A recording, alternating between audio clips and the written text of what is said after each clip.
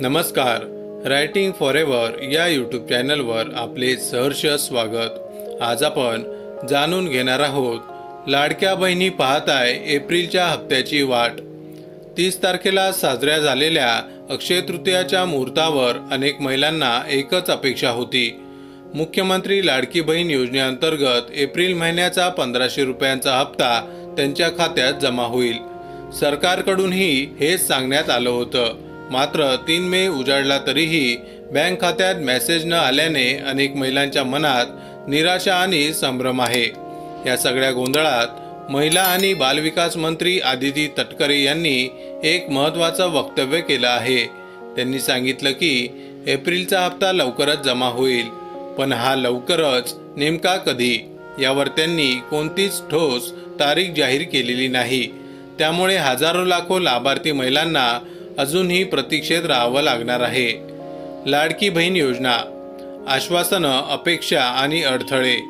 महायुती सरकारची मुख्यमंत्री लाडकी बहीण योजना ही खरं तर महिलांसाठी क्रांतिकारी आणि आश्वासक योजना आहे।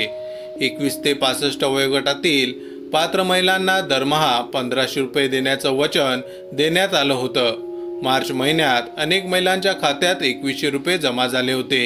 त्यामुळे एप्रिलचा हप्ता अक्षय तृतीयेच्या दिवशी मिळेल अशी अपेक्षा निर्माण झाली होती, पण यावेळी मात्र सरकारकडून दिलेलं आश्वासन पूर्ण झालेलं नाही।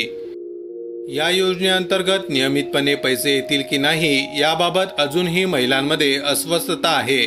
दर महिन्याला त्या अपूर्ण आश्वासनांची पुनरावृत्ती होत असल्यामुळे महिलांच्या संयमाची परीक्षा घेतली जाते। महाराष्ट्र दिनी आदिती तटकरे यांचं आश्वासन, पुढचं काम अजून प्रभावी करण्यावर भर।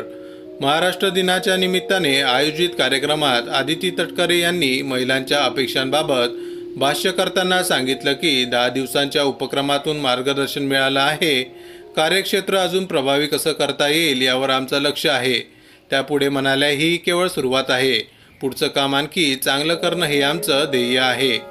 म्हणजेच सरकारकडून सकारात्मक प्रयत्न सुरू आहेत, पण त्यांचे परिणाम हवे तसे तात्काळ दिसून येत नाहीत, हेही वास्तव आहे। पालकमंत्रीपदाचा निर्णय अजूनही प्रलंबित।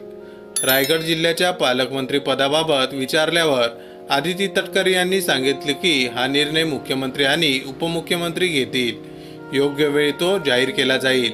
मी माझं काम करत आहे आणि नकारात्मक बोलण्याची माझी इच्छा नाही।